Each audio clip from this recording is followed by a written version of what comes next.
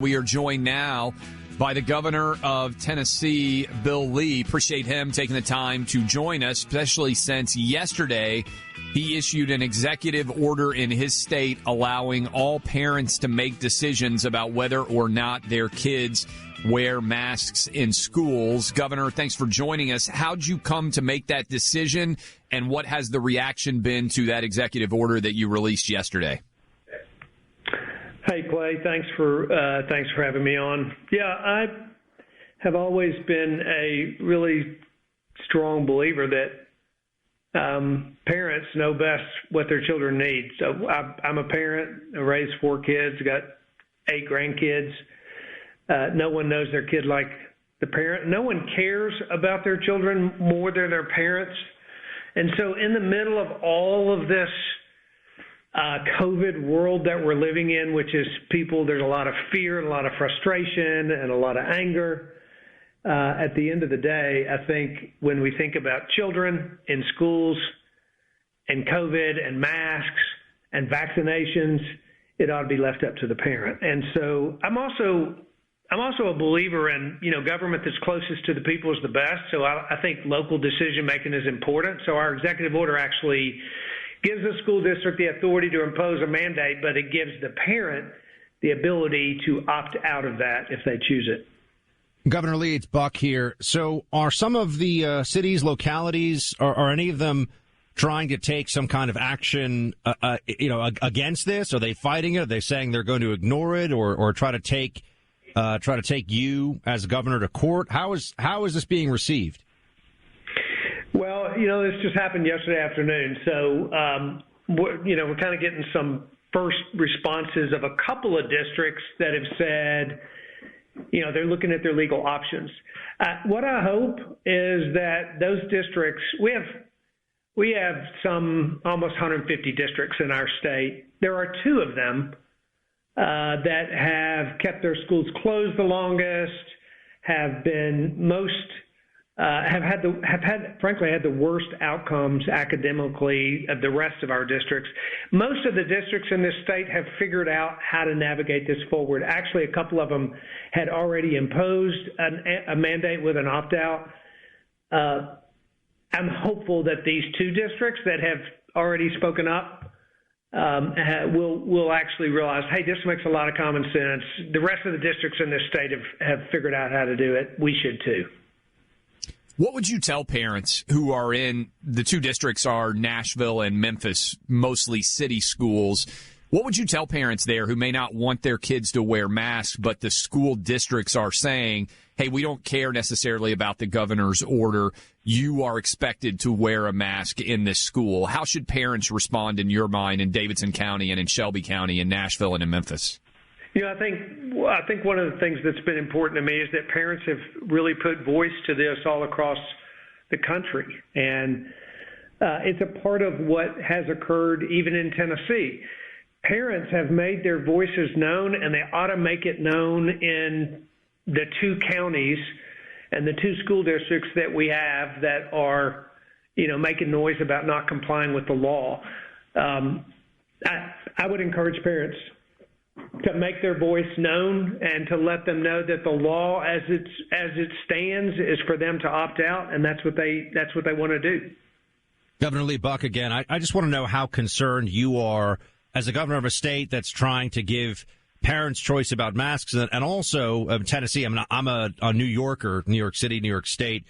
So I've had to suffer through some of the worst decision making by a governor and by a mayor, I think, of anybody in the country during COVID. How concerned are you about federal policy starting to infringe upon the freedoms and protections that the residents of the state of Tennessee should have? Essentially, the Biden administration coming in, and whether it's on interstate travel mandates about vaccination or anything else here, are you worried? Are you seeing some indicators that that's something you may have to combat as a governor? Well, worried, I don't worry about that. I certainly see it coming. We watch this every day. Since January, we've seen government overreach and the federal government trying to tell states what to do on policy after policy. So I won't be at all surprised if we see that kind of government intervention into what we do as a state, but we will push back and we will talk back. When they tell us what to do, we will tell them what we're going to do. I really think that states have a lot of power constitutionally. They have a lot of power in this country. The majority of states are run by Republicans. There is a great awareness, and I think you've seen that even, that the federal government will say what they think states ought to do, but states don't comply because they don't have to constitutionally. And I'm not scared of that or worried about it. I'm just prepared for it. We're talking to Tennessee Governor Bill Lee. Governor, you had an employee inside of Tennessee, a vaccination director, Dr. Michelle Fiscus, who went on CNN and said that she got a dog muzzle sent to her because people were upset about some of the things that she was saying. She's since no longer with the state of Tennessee. But an investigation yesterday, according to a report from Axios, the Tennessee Department of Safety and Homeland Security determined the muzzle was purchased from a credit card in this woman's name. It's a wild story.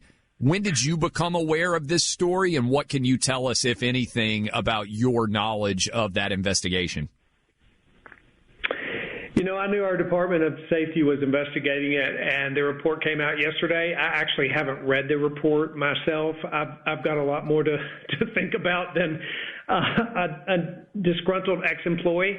As an employer for 35 years, I don't spend a lot of time thinking about that. I move on to the next subject. So I'll read the report at some point, but I'm not spending a lot of time there. Governor Lee, can you tell us about your possible coordination with governors of like-minded states? I mean, Ron DeSantis of Florida comes to mind, Governor Abbott of Texas, perhaps a few others that I'm not even naming here, where you're just do you speak to any other governors about COVID policy, or are you reaching out to experts or to folks in those states to see what's working for them and what's not? Yeah, so I actually chair what they call the Public Policy Committee of the Republican Governors Association. There's 27 governors. We, during COVID in particular, in the last year, we have weekly or biweekly calls where there are 10, 12, 15 governors on the call, and we talk for an hour every week. We did in the height of the pandemic about issues that we share, challenges that we face. I talk to governors every week. I will one-off call a governor about, Governor Ricketts about something that's happening, or Governor Stitt in Oklahoma, or Governor Abbott. And for example, I called Governor Abbott when I was about to go to the border, and I talked with Governor Ducey in Arizona about this last week. So how do we states that are not border states, how can we be helpful not only in our policy, but in our messaging to the federal government? Yes, sir. I talk to governors on a regular basis about everything from the energy policy in this country that has been threatened by things like Keystone Pipeline cancellation, to the border catastrophe that we have, issues that matter and COVID, issues that matter to all of us. Governor Lee, appreciate the time. Last question for you. The Raiders, the Oakland Raiders used to be, now the Las Vegas Raiders, are requiring vaccine passports to go to a football game in the NFL this year. New York City just implemented its own vaccine passport. Sports have been an important part of normalcy, and you did a great job ensuring that high school sports were played and that kids were in person in school in Tennessee last year. Do you anticipate that people will be able to go to full stadiums to watch the Titans play, to watch the University of Tennessee and other big sports venues without needing any sort of COVID vaccine passport? Is that allowed under Tennessee law? What kind of expectations do you have as we move closer and closer to what is a big deal here all over the South and all over the country, really, football season? Yeah, I sure hope that no one moves toward that in our state or across the South. Vaccine passports, or the concept of vaccine passports, terrible idea. Not just And I'm not talking about political. I'm a business guy. Why would you want to shun half of your customers? And why would you want to create a hardship for finding employees in this environment where companies are desperate to find good, developed workforce? So it's a bad business idea, and it's forcing. In Tennessee, we're not going to force or coerce or blame or shame. Look, vaccines are important. We have worked really hard to make them available. We've got 110,000 people a week getting a vaccine right now in Tennessee, which is way up, and we're glad for that. I got a vaccine. It keeps people safe. I'm encouraging people to do it, but making them do it is counterproductive. In fact, in my view, it creates hesitancy, and I hope that doesn't happen. Governor Lee, thanks so much for being here on the Clay and Buck Show. We appreciate it.